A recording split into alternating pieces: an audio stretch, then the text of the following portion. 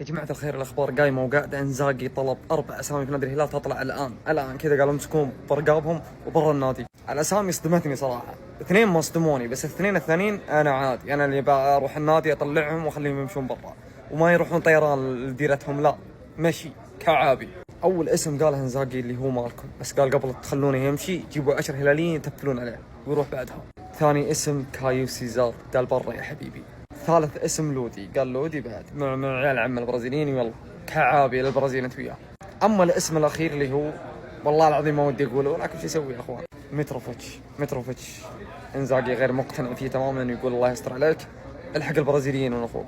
صراحه شكرا يا مترو على كل شيء قدمته، اللاعب ذا له غلا كبير في قلبي. ولكن المهم والاهم حمله التنظيف اللي قاعده تصير هذه، المفترض انها صايره من بدري.